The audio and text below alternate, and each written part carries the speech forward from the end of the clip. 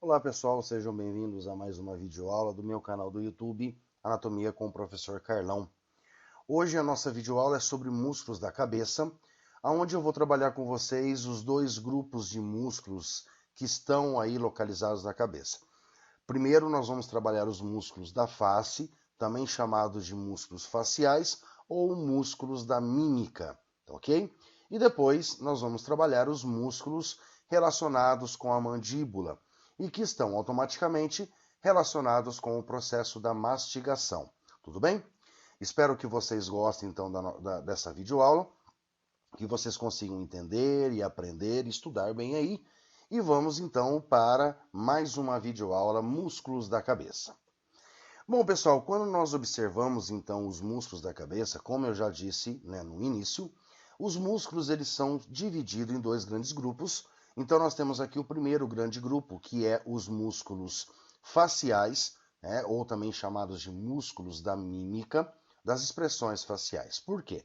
Porque esses músculos faciais, eles estão presos, sim, nos ossos correspondentes aí da face, mas uma das suas inserções ocorre, em ângulo, como no caso no ângulo da boca, no lábio superior, lábio inferior, e também estão aí inseridos na pele da face. Tá? Então, por isso que a contração desses músculos garantem as expressões faciais. Todos os movimentos realizados pela face, que são da mímica, são realizados então por esses músculos aí, ok? Lembrando que todos esses músculos faciais, tá?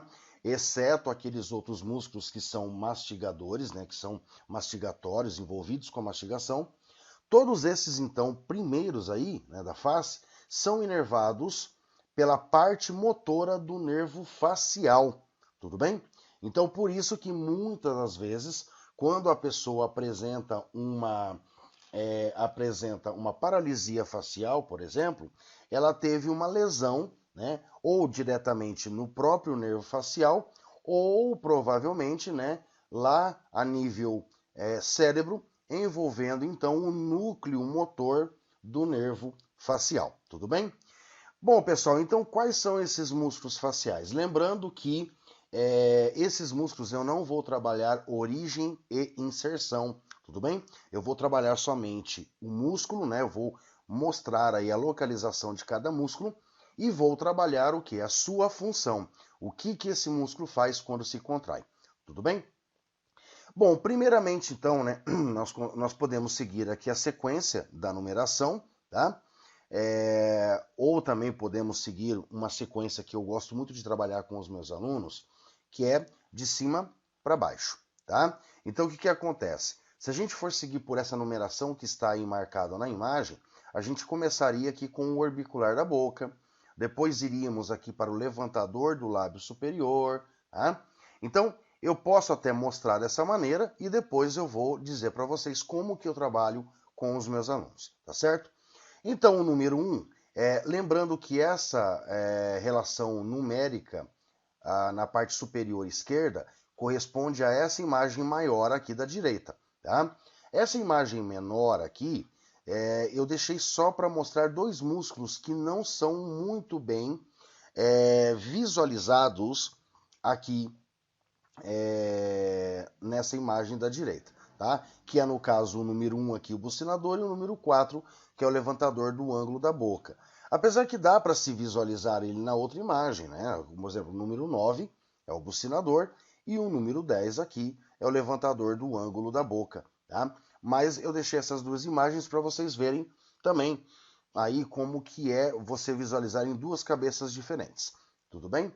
Então nós temos aqui, primeiramente nós vamos ter o orbicular da boca, que nessa imagem da direita está representado pelo número 1 e na imagem da esquerda está representado pelo número 7. Tudo bem? Orbicular da boca. Então, uma das suas inserções ocorre aí nos lábios, tanto superior quanto inferior. E esse músculo, quando se contrai, ele fecha os lábios. Tá? É muito comum os alunos falarem assim, professor, o orbicular da boca fecha a boca. Não. Quem fecha a boca são músculos relacionados com a mandíbula. tá? Nesse caso, ele não vai fechar a boca, ele fecha os lábios, tá? Na verdade, o termo correto é cerrar os lábios, ou seja, é fazer com que os dois lábios se encontrem, fechando então, né, a abertura anterior da boca, tudo bem? Esse músculo também, quando ele continua se contraindo, ele eleva os lábios para frente, fazendo o que nós chamamos de bico, né? Biquinho, ok? Então, quando lá, né, os namoradinhos vão fazer o biquinho lá para dar o beijinho de biquinho, é esse músculo que está sendo contraído, orbicular da boca, tá? Tanto o número 1 quanto o número 7. Depois nós temos aqui o músculo levantador do lábio superior, né? Então, se nós observarmos aqui, ele está preso aqui no lábio superior e automaticamente ele vai se prender aqui, né? No osso maxila, tá certo? Esse músculo, quando se contrai, ele vai fazer um movimento que é igual ao seu nome, tá? Então, levantador do lábio superior vai levantar o lábio superior, tá certo? Que aqui está representado pelo número 2 e aqui está representado pelo número 3. Tudo bem? Nesta imagem da direita, o número 3 aqui está correspondendo ao músculo levantador do lábio superior e da asa do nariz, tá? Levantador do lábio superior e asa do nariz. Então, o próprio nome do músculo já diz o que ele vai fazer. Ele vai levantar tanto o lábio superior, quanto também essa dilatação lateral do nariz, que é chamada de asa do nariz, tá certo? Por quê? Porque esse músculo ele se prende na parte do osso aqui da maxila, ok? E conforme as suas fibras descem, se prendem tanto na asa do nariz, como também no lábio superior. Por isso que ele é chamado de levantador do lábio superior e asa do nariz, e vai fazer os movimentos de acordo com o seu nome, tá certo? Nessa imagem da direita é o número 3, e nesta imagem da esquerda é o número 2, tudo bem? Aqui na imagem da direita nós temos o número 4, chamado de músculo nasal, tá certo? Músculo nasal por quê? Porque ele está preso, né? Ele está por cima aí do nariz, tá certo? Então esse músculo, na verdade eles são dois músculos, né? Então todos os músculos da face eles são pares, né? Direito e esquerdo, ok? Até agora que eu comentei. Então, esse músculo nasal, ele no meio, né, no dorso do nariz, ele vai ter uma poneurose, tá? Que conecta, ou seja, que une, né, os dois músculos nasais, o direito com o esquerdo, tá certo? E esse músculo nasal, ele vai estar preso aonde? Ele vai estar preso, então, no dorso do nariz, né, mais precisamente ali no osso nasal, e as suas laterais vão estar presas aonde? Nas asas do nariz. Então, esse músculo nasal, quando ele se contrai, ele também eleva as asas do nariz. Ele abre, né? Ele possibilita uma maior abertura das narinas, permitindo, então, uma maior entrada de ar. Eu acho que todo mundo já deve ter visto alguns maratonistas, né? Alguns atletas aí, que usam como se fosse um adesivo, né? Em cima do nariz. Aquele adesivo, ele vai fazer o quê? Ele vai estimular a contração, né? Ele vai ficar pressionando ali o músculo, estimulando a contração desse músculo nasal. Automaticamente as asas do nariz se elevam, permitindo uma maior abertura das narinas e permitindo uma maior entrada de ar, né? Então aumentando aí o fluxo de ar com que este desportista consegue inspirar, tá certo? Na imagem da esquerda não está marcado, ok? Depois nós vamos ter aqui o número 5, né? Que corresponde ao número 5 da outra imagem, que é chamado de músculo zigomático. O que acontece? Na verdade, existem dois músculos zigomáticos, né? Como na imagem da esquerda aqui nós podemos observar, nós temos o zigomático menor, que é o número 5, que ele é superior, e o zigomático maior, que é o número 6 aqui, né? Que também se prende aqui no ângulo da boca, tá certo? Os dois músculos, tanto o zigomático maior quanto o menor, eles estão presos no osso zigomático e no ângulo da boca, tá? Então, tanto a sua origem quanto as suas inserções são as mesmas. O que difere é que um é superior, ele é um pouco mais curto, do que o inferior, que é um pouco mais longo, tá? Nas minhas aulas eu não costumo diferenciar, né? Eu não costumo pedir para os meus alunos diferenciarem o maior do menor, né? Se eu marco ali para uma prova, eu simplesmente quero que eles me digam que é um músculo zigomático, tá certo? Mas aí depende muito do seu professor, da sua instituição também, tá? Então aqui na imagem da direita, nós temos os dois aqui, né, como um único músculo zigomático, e na imagem da esquerda nós temos o zigomático menor, que é o de cima, e o zigomático maior, que é o número 6 de baixo, tá? Esse músculo zigomático, tanto maior quanto menor, se nós observarmos a sua origem e a sua inserção, como ele está preso no osso zigomático, que é um ponto fixo, e está preso no ângulo da boca, que é um ponto móvel, e esse músculo ele apresenta suas fibras no sentido oblíquo, né? Não totalmente transversal, né? Um pouco mais oblíquo ali. Então o que esse músculo vai fazer? Ele vai pegar o ângulo da boca aqui, ó, ele vai puxar para cima e para a lateral, tá? Ele vai puxar para cima e para as laterais, certo? Então, automaticamente, a ação que esse músculo faz é eleva lateralmente o ângulo da boca. Tudo bem? Então, o músculo zigomático, tanto maior quanto menor, elevam o ângulo da boca lateralmente, tá certo? E esse músculo, ele é um músculo utilizado para o sorriso forçado, tá? Eu costumo sempre brincar com os meus alunos que é o sorriso do Coringa, né? Aquele que ele puxa realmente o ângulo da boca, né? Com os dedos ali, tanto para cima quanto para as laterais, tá?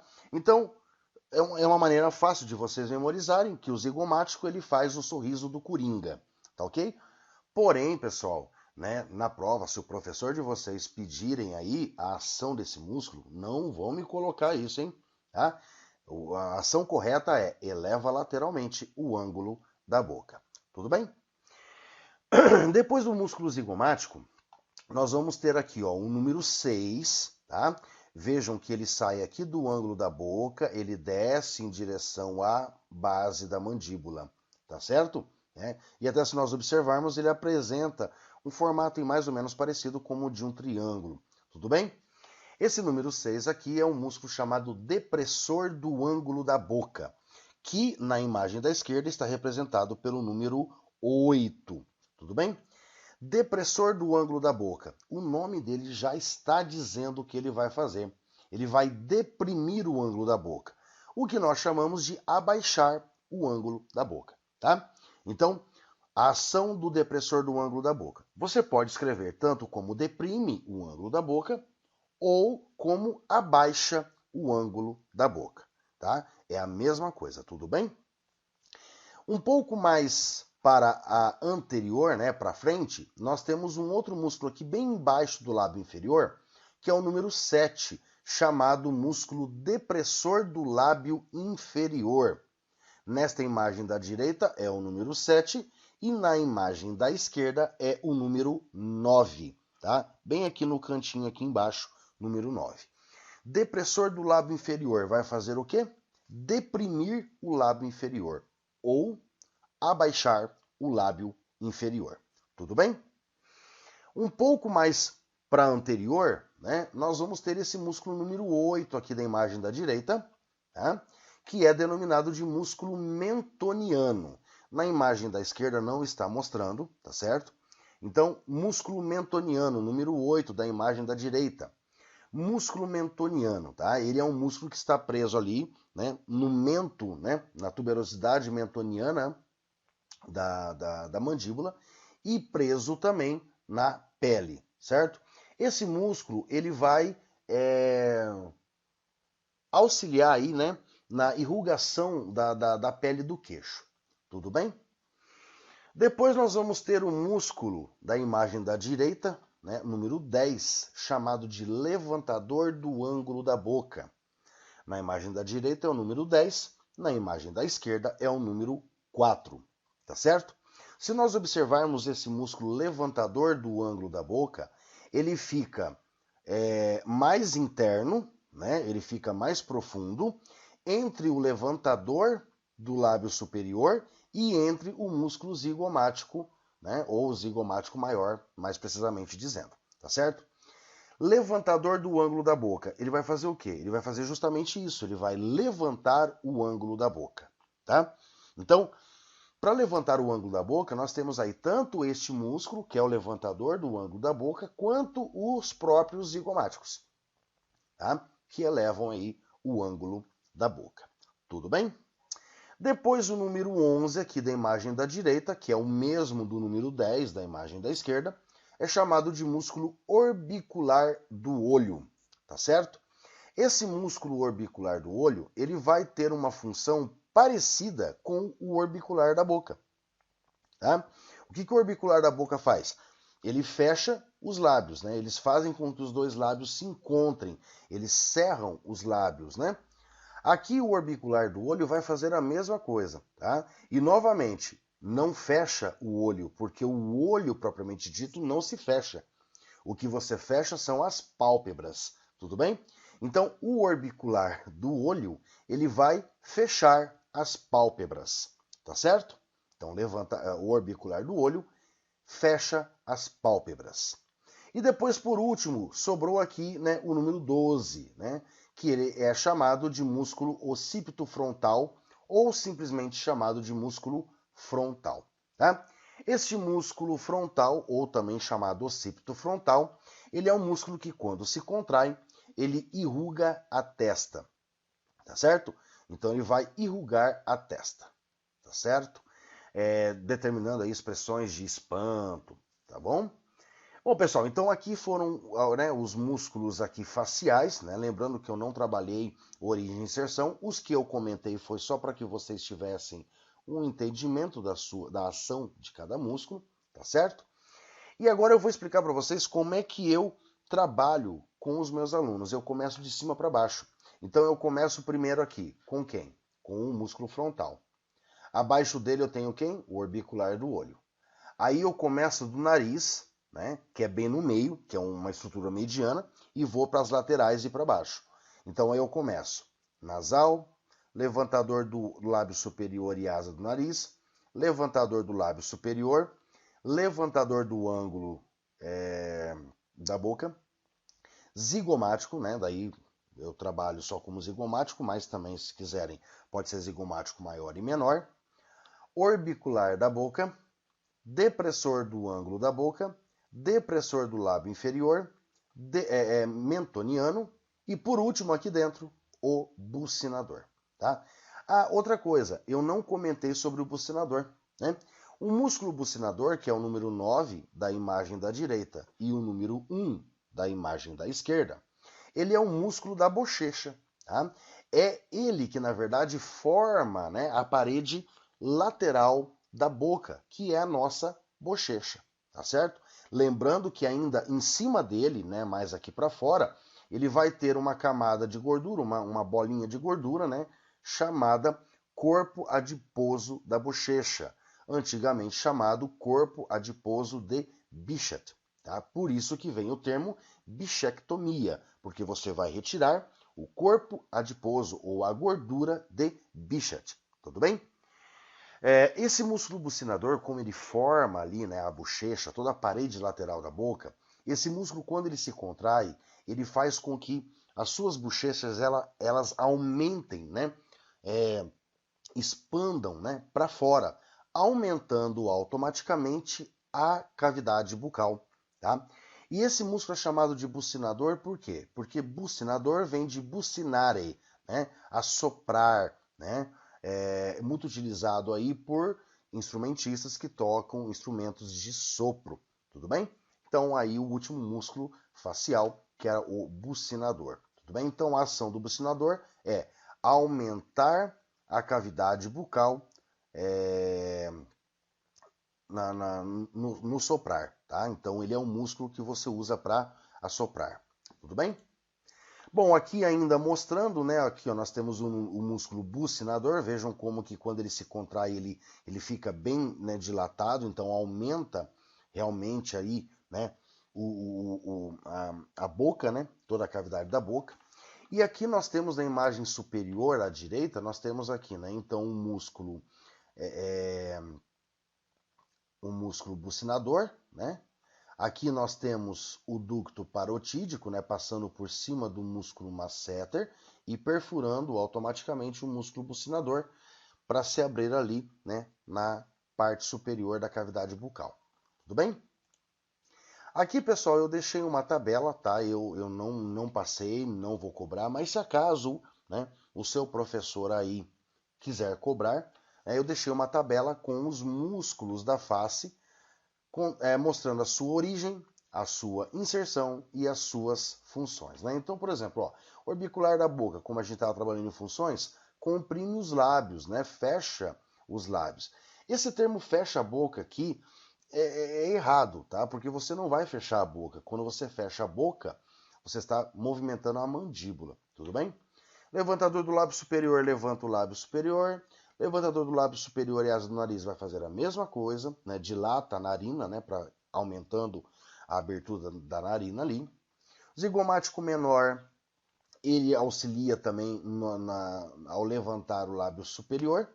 O zigomático maior, ele, né, diz aqui que levanta e retrai o ângulo da boca, ou seja, não é retrair, é como ele está puxando para lateral, né, para trás e lateral, né? Então ele eleva, né, lateralmente o ângulo da boca. O levantador do ângulo da boca levanta o ângulo da boca.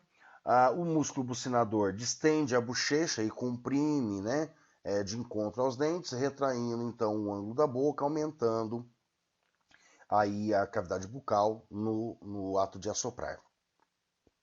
Abaixador do ângulo da boca, abaixa o ângulo da boca. O abaixador do lábio inferior, abaixa o lábio inferior. O mentoniano, né, enruga a pele do mento, né? Ou seja, aquela pelezinha bem em cima ali do queixo, né? O orbicular do olho fecha as pálpebras, né, e comprime as pálpebras contra o olho. O frontal puxa a pele da fronte para cima, né? Então ele enruga a testa, né? Ou também nós podemos dizer que ele eleva o supercílio, né? Então, apesar que tem um músculo chamado levantador do supercílio, né? Então, mas ele enruga a testa, causando aquela expressão facial de espanto, tudo bem? Depois nós temos o músculo nasal aqui que comprime a narina, né? Ou seja, dilatando a narina, né? Aumentando ali, elevando a asa do nariz, aumentando o espaço, né, a abertura da narina. Existem dois músculos aqui, na verdade três, que eu não passei, né, que é o risório, que ele retrai o ângulo da boca, que ele é um músculo realmente utilizado para o sorriso, né, não o sorriso forçado. O prócero, que fica bem entre os dois supercílios, né, que ele também puxa a pele da glabela para baixo, né? Glabela que é aquele ponto mais dilatado, né, entre os dois arcos superciliares, e o corrugador do supercílio que puxa o supercílio medialmente, né? Quando você faz cara de brabo, assim, entendeu? Então os dois supercílios eles vão em direção ao meio, tá certo? Agora nós vamos começar os músculos envolvidos com o processo da mastigação, envolvidos aí com a mandíbula, tá? E automaticamente nós temos 4 músculos de cada lado. São eles um temporal, tá? Um masseter, um pterigoide medial e um pterigoide lateral. Isso de cada lado, tá? Vamos começar primeiro com o temporal e com o masseter. Se nós observarmos então aqui o músculo temporal, tá? Na verdade, o músculo temporal ele é revestido, né? Ele vai ser revestido por uma fáscia temporal, tá? Então, se nós observarmos aí a origem desse músculo temporal, a origem dele se dá onde? Na linha temporal que nós temos aqui, juntamente com a sua fáscia temporal, né? Na verdade, é uma fáscia muscular que está revestindo todo o músculo temporal. Porém, o que acontece? A fáscia temporal ela termina aqui na margem superior do arco zigomático, enquanto o músculo temporal continua descendo, passando pela parte interna do arco zigomático, indo se prender aonde? Ou seja, se inserir, né, aqui no processo coronoide da mandíbula, tá certo? Então, a inserção é na margem medial do processo coronoide e também da crista temporal, né? Crista temporal, que é essa borda que continua descendo, né? Mais voltada para o meio, que vem aqui do processo coronoide em direção ao último dente molar. Tudo bem? Então, as fibras desse músculo temporal terminam, de uma regra geral, no processo coronoide, né? Na margem medial do processo coronoide. Porém, em algumas pessoas, as fibras, né? Ou seja, esse tendão, ele pode continuar passando, indo, descendo, até chegar aqui numa parte posterior ao terceiro molar da mandíbula, né, chamada trígono retromolar. Tá? E o que vai acontecer? Essas fibras musculares automaticamente vão ficar muito próximas aí do último dente molar. O que pode dificultar aí, no caso, né, entrando já mais na área da odontologia, o que pode dificultar o quê? O deslocamento muco-periosteal deste último dente molar, em casos de cirurgia. Por exemplo, se o dentista ele tem que fazer uma extração desse terceiro molar, desse último molar aí, né, da mandíbula, e ele observar que as fibras do músculo temporal estão chegando até próximo ali, né, desse dente, ou seja, indo se inserir até ali no trígono retromolar, pode ser um problema, porque vai dificultar, né, a remoção, então, o deslocamento desse muco periosteal e dificultando, então, a extração deste último dente molar da mandíbula, tá certo? Bom, como eu falei também, a fáscia temporal, ela se estende somente, né, desde aqui da linha temporal até a margem superior do arco zigomático, tá certo? Bom, esse músculo, né, temporal, nós observamos que ele apresenta 3 direções de fibras, né? Então nós temos aqui as fibras anteriores, as fibras médias e as fibras posteriores, tá? Se nós observarmos de acordo com a sua ação de uma maneira geral, nós observamos que a ação desse músculo como um todo é fazer o quê?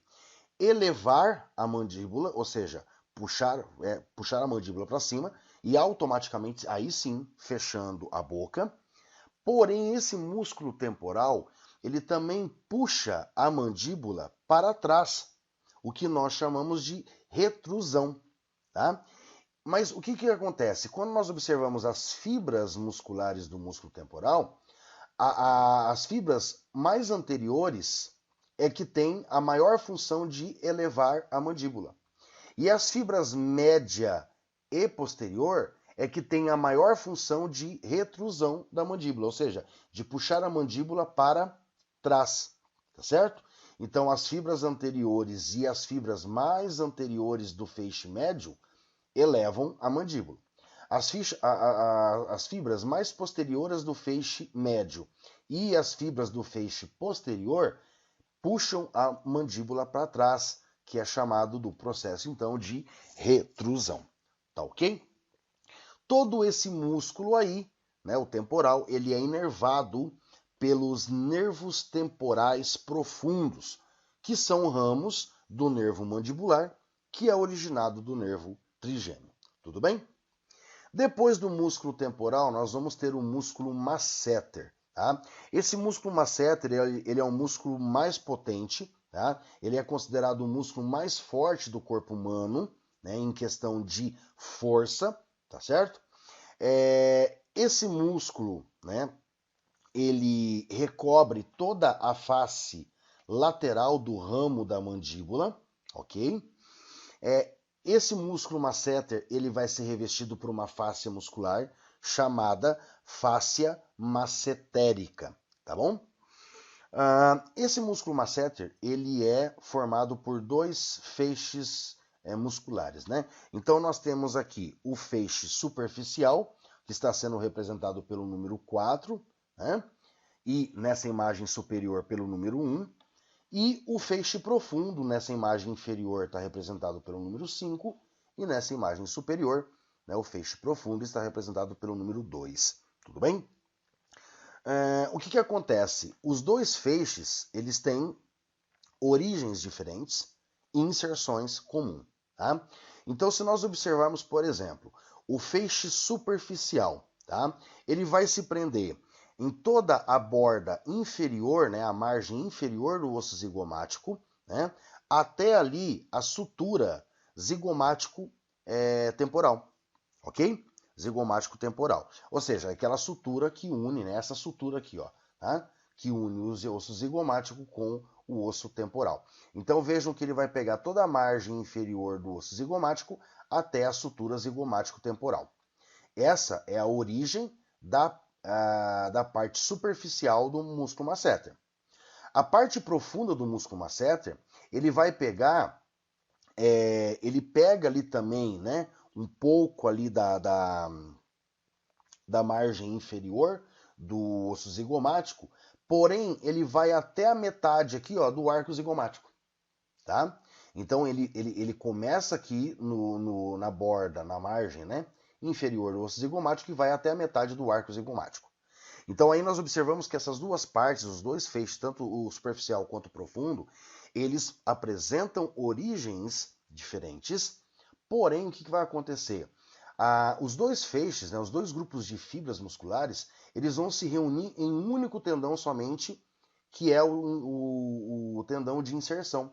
E eles vão se prender aonde? Eles vão se prender na face lateral do ângulo da mandíbula e também numa pequena elevação que existe no ângulo da mandíbula, que é chamada de tuberosidade massetérica. Tá? Tuberosidade massetérica. Tá ok? Quais são as ações, então, deste músculo?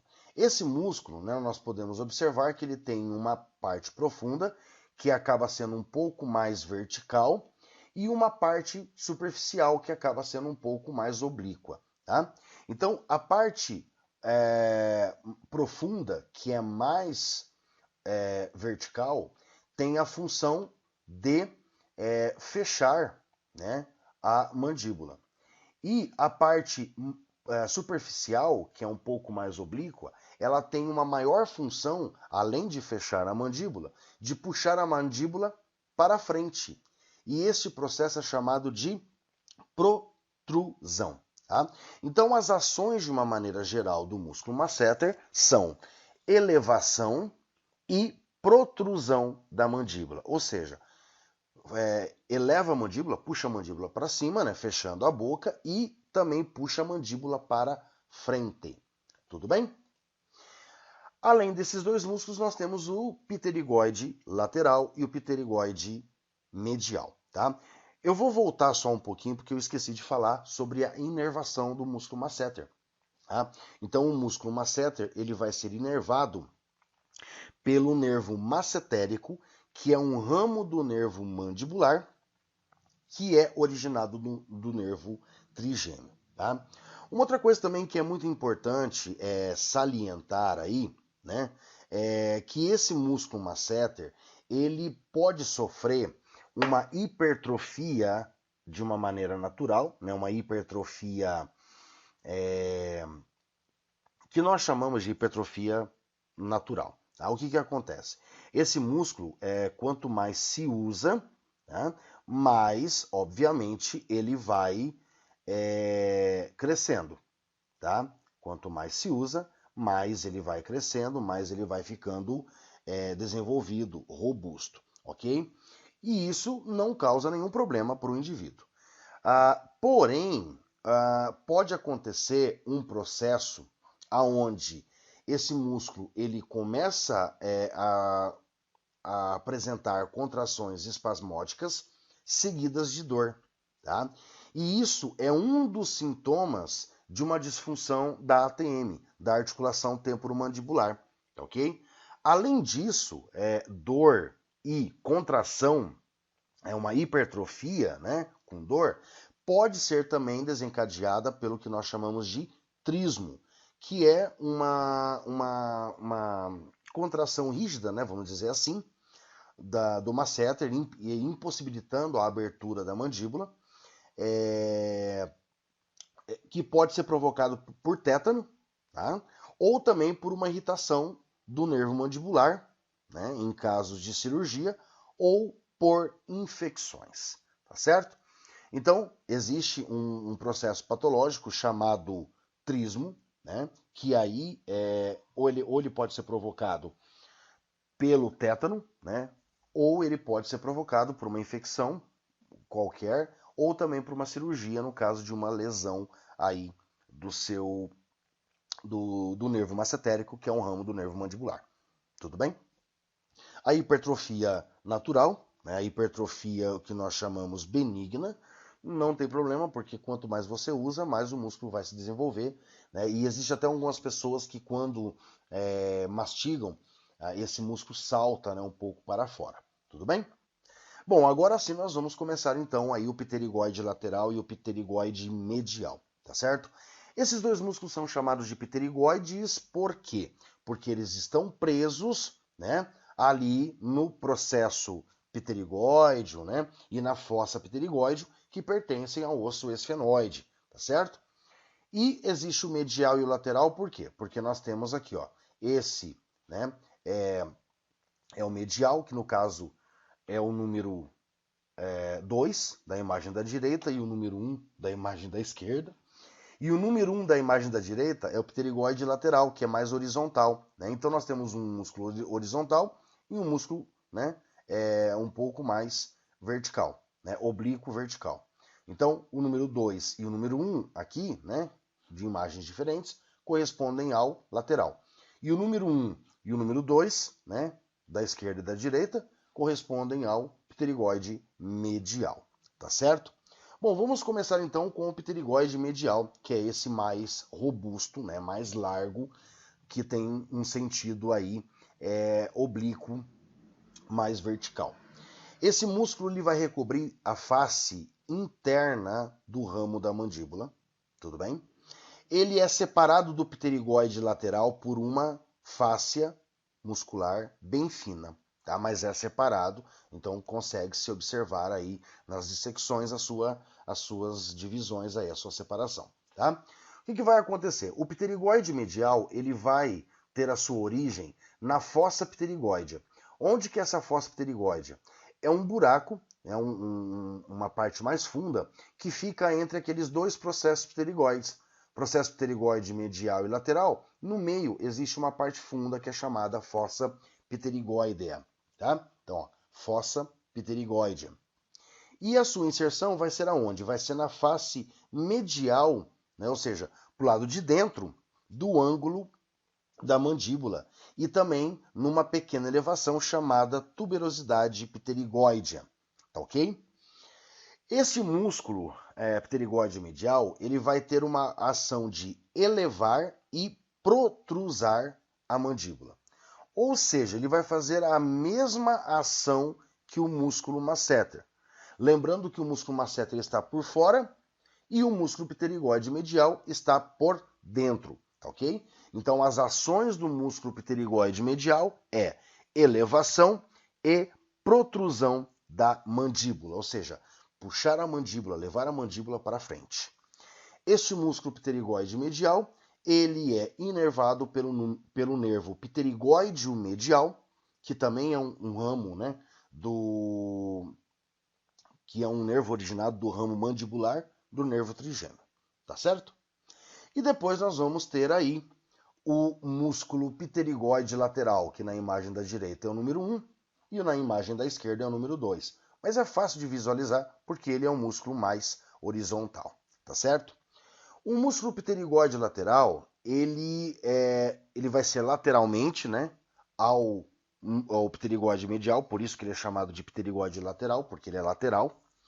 Ele tem uma relação direta com a articulação temporomandibular, nós já vamos entender o porquê, tá?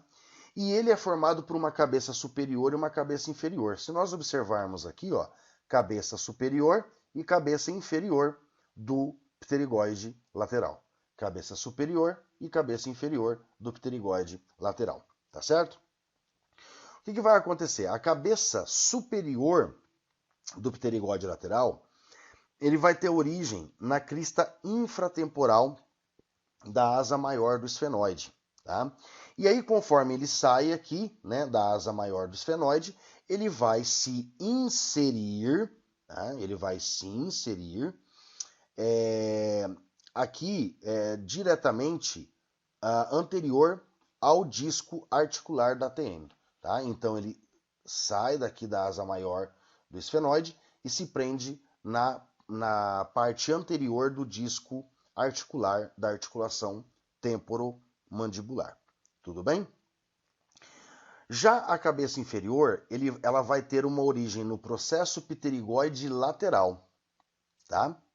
E aí ela vai vir em direção, né, posterior e lateral, aqui para a mandíbula, aonde ela vai se inserir numa pequena depressão anterior, né, à cabeça da mandíbula, né, que é chamada de fossa, né, fóvea também chamado, pterigóidea, tá? Que é uma pequena, né, fossa, é uma pequena depressão aí do processo condilar da mandíbula, né, também um pouco ali pegando, né, a cabeça da mandíbula, tá certo? Então vamos observar. A cabeça superior se prende ali, né, na crista infratemporal da asa maior do esfenoide, origem e inserção na parte anterior, né, na margem anterior do disco articular da ATM. A cabeça inferior vai se prender ali, né, tem a sua origem no processo pterigóide lateral e se insere na fóvea pterigóidea, né, do processo condilar da mandíbula. Tudo bem? Qual que vai ser a ação desse músculo? Né? Então esse músculo ele vai ter três ações. Ele vai fazer o quê? Uma protrusão, ou seja, puxar a mandíbula para frente. Ele vai fazer um abaixamento da mandíbula, a gente já vai entender o porquê que ele vai fazer isso. E quando somente um se contrai, ou seja, somente o do lado esquerdo ou somente o do lado direito se contrai, ou seja, uma contração unilateral, ele vai fazer um movimento de lateralização, ou seja, ele vai puxar a mandíbula para o lado oposto. Como que funciona isso? Aqui nós estamos observando uma imagem numa vista infero-posterior, tá? E aqui numa vista medial interna. Se nós observarmos essa imagem inferior aqui, nós temos aqui o pterigóide lateral esquerdo e o pterigóide lateral direito aqui já, né, consumido, vamos dizer assim. O que vai acontecer? Se o pterigóide lateral esquerdo se contrair, ele vai puxar a mandíbula para a direita, lateralmente para a direita. Se o pterigóide lateral direito somente se contrair, ele vai puxar a mandíbula lateralmente para a esquerda. Então, por isso que nós falamos que quando a contração é unilateral, ele vai fazer movimentos de lateralização, de lateralidade com a mandíbula, né? Puxando a mandíbula para a esquerda e para a direita, né? Fazendo esse deslocamento aí. Bom, protrusão é quando os dois se contraem e puxam a mandíbula para frente. Agora, e abaixamento? Por que esse músculo vai auxiliar no abaixamento da mandíbula? Nós vamos entrar numa questão seguinte. Existe um músculo que nós vamos trabalhar na próxima aula, que é músculos do pescoço, que é um músculo chamado digástrico. Tá? Ele se prende tanto aqui, né, na face interna, né, do mento, né, da mandíbula, e depois ele segue, ele vai ter o ventre anterior, se prende no ocioide e depois vai se prender lá no processo mastoide com o ventre posterior. O que vai acontecer? O ventre anterior desse músculo digástrico, ele vai abaixar a mandíbula cerca de 2 centímetros. Tá? Por quê? O que vai acontecer? O digástrico ele vai tracionar, né, o ventre anterior vai tracionar a mandíbula para baixo, mas somente cerca de 2 centímetros. Então ele vai causar uma rotação da cabeça da mandíbula. Tá? Agora que vai entrar o quem? Agora que vai entrar a cabeça superior do pterigóide lateral. Porque lembra que eu falei que a cabeça superior do pterigóide lateral está preso aqui na margem anterior do disco articular da ATM? Então, depois que o digástrico abaixou 2 centímetros, agora entra em ação o pterigóide lateral, né? Mais precisamente aí a cabeça superior, que daí vai fazer o quê? Vai tracionar a cabeça da mandíbula para baixo e para frente, promovendo então uma translação, né? Ou seja, vai fazer com que ela gire, né, em torno do seu próprio eixo, né? Girando, em sentido antero-inferior, aumentando a capacidade de abrir a mandíbula, tá? Então aí vai promover uma abertura máxima da mandíbula que pode chegar até mais ou menos cerca de 6 centímetros, tá? Então vejam só, primeiro a abertura da mandíbula começa com o ventre anterior do digástrico e depois termina com o pterigóide lateral, aí auxiliando, né, fazendo essa rotação da cabeça da mandíbula em sentido antero-inferior e aí aumentando, né, a abertura da mandíbula, tá certo? Esse músculo pterigóide lateral, ele é inervado pelo nervo pterigóideo lateral, que é um ramo também do nervo mandibular, que é originado do nervo trigêmeo, tá? A inervação, eu não comentei, né, mas a inervação do pterigóide medial é feita pelo nervo pterigóideo medial, tá? Que é um ramo do nervo mandibular, que também é originado do nervo trigêmeo. Tudo bem? Bom, pessoal, então aqui chegamos ao final de mais esta aula, né? Músculos da cabeça aí. Espero que vocês tenham gostado, espero que vocês tenham entendido e aprendido aí, né, sobre os músculos da cabeça, tá? E não deixem de colocar os seus comentários na descrição do vídeo, tá? Elogios, reclamações, sugestões, dúvidas, críticas, que eu estarei respondendo a todos vocês aí, tá certo? Então eu desejo a todos ótimos estudos e nos vemos até uma próxima videoaula, que será de músculos do pescoço. Um grande abraço a todos, ótimos estudos e até mais.